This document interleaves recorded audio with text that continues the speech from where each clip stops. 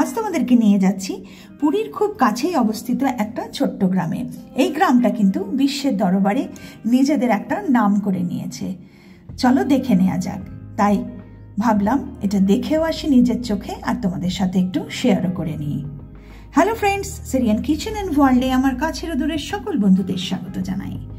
আমরা বেরিয়ে পড়েছি ঠিক সকাল 11টার সময়। সমুদ্র তীর থেকে চান টান করে আমরা উঠে পড়লাম টেম্পুতে। টেম্পুতে ভাড়া হলো 700 টাকা, আর গাড়িতে নিচ্ছে 1300 টাকা। টেম্পুতে 700 টাকা ভাড়া করলে তোমরা 2 ঘন্টা গ্রামটাতে থাকতে পারবে। চলো দেখে নেওয়া যাক, আর গ্রামটা সম্বন্ধেও তোমাদেরকে আমি একটু জানিয়ে দিচ্ছি। দেখো কি সুন্দর প্রাকৃতিক সৌন্দর্য, সেই সৌন্দর্যটাও কিন্তু টেম্পুতে করে গেলে আরও উপভোগ করা যাবে। আমরা এবারে পৌঁছে যাব গ্রামের মধ্যে, খুব সুন্দর করে সাজানো। পৌঁছে গেলাম, আর গ্রামের প্রথমেই দেখো এইরকম ঘর আছে, কি সুন্দর করে সাজানো। এই গ্রামটা হচ্ছে পুরীর থেকে 12 কিলোমিটার দূরে রঘুরাজপুর। গ্রামটা ওয়ার্ল্ড আর্ট ভিলেজ নামে পরিচিত। গ্রামের প্রত্যেকটা মানুষ এখানে সবাই কিন্তু শিল্পী। তারা ভীষণ সুন্দর করে হাতের কাজ করেন। তাদের কাজের তুলনা কিন্তু মানে অকল্পনীয়। এনাদের বাড়ির দেয়াল দেখো কি সুন্দর করে আঁকা। জগন্নাথের মূর্তিটা দেখো। ওনারা যে কাজটা করেন সেটা মসলিনের উপরে করেন, তারপরে তালপাতার পটচিত্র করেন, তালপাতার উপরে তারা আঁকেন, সমস্ত কিছু তৈরি করেন।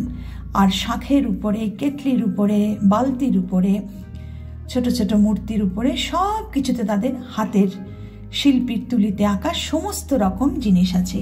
আর এত ভালো প্রত্যেকটি মানুষ, কিনুক বা নাই কিনুক কেউ, সমস্ত জিনিস সম্বন্ধে, আঁকা সম্বন্ধে সবাইকে কিন্তু বিস্তারিত বিবরণ দিয়ে দেন। এখানে খুব কম টুরিস্টই আসে, কিন্তু আমি বলবো সবাই একবার ভিজিট করো, তোমাদের খুব ভালো লাগবে। কত জগন্নাথ দেবের মূর্তি দেখো, আর দাম ভীষণ সস্তা, আর নিম কাঠের তৈরি।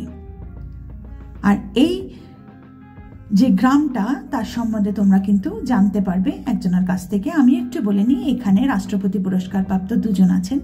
আজকে তোমাদেরকে আমি একজনের কথা জানাবো। চলো পুরো গ্রামটা ঘুরে নেওয়া যাক। কি সুন্দর। তাছাড়াও তারা কাজ করে গোবর দিয়ে। কিছু যেমন টিয়া পাখি যেগুলো এঁকেছে, তার মুখটুকগুলো বানানোর জন্য তাদেরকে একটু কাউডাং ব্যবহার করতে হয়। কি সুন্দর দেখো দেয়ালগুলো আঁকা। সমস্ত শিল্পীকে আমি কুর্নিশ জানাই।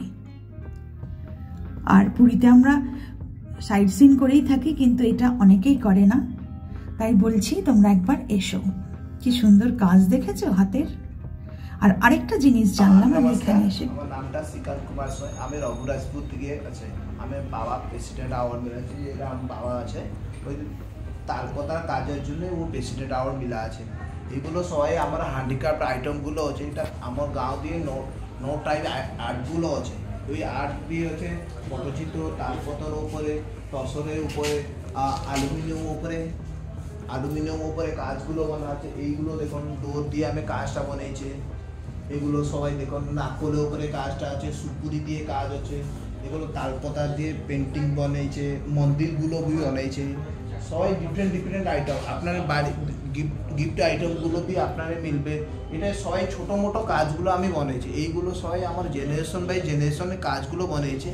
এই কাজ জন্য আমার টোটাল ফ্যামিলি এই কাজটা করছে। এই কাজটা আমার জেনারেশন বাই জেনারেশন এই কাজটা করতে আসছে।